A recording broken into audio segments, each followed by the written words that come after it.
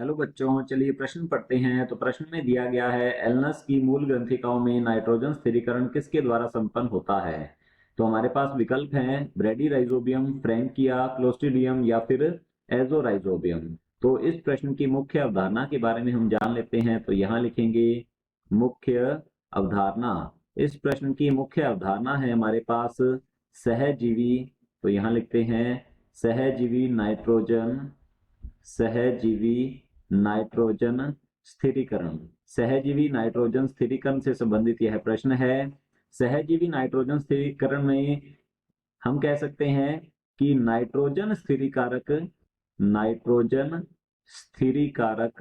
स्थिरीकारक जीवाणु, मुख्यतः ये जीवाणु होते हैं नाइट्रोजन स्थिरीकारक जीवाणु तथा पादप पादप की मूल पादप की मूल या उसका स्तंभ जो होता है, इनके मध्य में ये पाया जाता है सहजीवी नाइट्रोजन स्थिरीकरण। अर्थात नाइट्रोजन स्थिरीकारक जीवाणु जो है ये पादप की मूल या स्तंभ में रहते हुए ये करते हैं वहां पर नाइट्रोजन स्थिरीकरण तथा पादप से ये आवास तथा भोजन की प्राप्ति करते हैं। तो इस प्रकार के नाइट्रोजन स्थिरीकरण को हम कहते हैं सहजीवी नाइट्रोजन स्थिरीकरण। तो हमारा जो प्रश्न है एल्नस की मूल ग्रंथिकाओं, तो एल्नस एक पादप है, लिखते हैं एल्नस।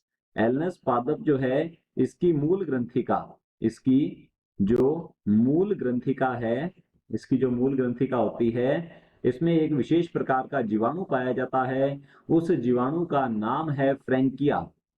तो यहाँ लिखते हैं हम, ये जीवाणु जो है ये होता है फ्रैंकिया। ये एक्टिनोबैक्टीरियम होता है, अर्थात यह ग्राम पॉजिटिव जीवाणु है। तो हम यहाँ लिख सकते हैं यह ग्राम धनात्मक ग्राम धनात्मक जीवाणु होता है और यह एल्नस पादप की मूल ग्रंथिका में रहते हुए नाइट्रोजन स्थिरीकरण का कार्य करता है। तो यहाँ लिखेंगे नाइट्रोजन स्थिरीकरण करता है। अब नाइट्रोजन स्थिरीकरण करेगा तो यह वायुमंडलीय नाइट्रोजन को उपयोग योग्य नाइट्रोजन यौगिकों में बदलकर पादप को उपलब्ध करवाता है और बदले में पादप से आवास तथा भोजन प्राप्त करता है। तो यहाँ एल्नस के पादप में फ्रैंकिया जो है, यहाँ हम कह सकते हैं एल्नस पादप की मूल ग्रंथिका अर्थात मूल और फ्रैंकिया नामक ये जो नाइट्रोजन स्थिरीकारक जीवाणु होता है, इसके मध्य सहजीवी नाइट्रोजन स्थिरीकरण प्रकार का संबंध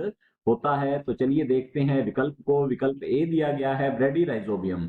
तो हमारा विकल्प ए गलत होता है, क्योंकि एल्नस की मूल ग्रंथिकाओं में फ्रैंकिया नामक ग्राम धनात्मक जीवाणु पाया जाता है जो कि नाइट्रोजन स्थिरीकरण करता है। ब्रेडीराइजोबियम जो है यह मुख्यतः हम कह सकते हैं ये पाया जाता है लेग्यूम पादपों की जड़ों में।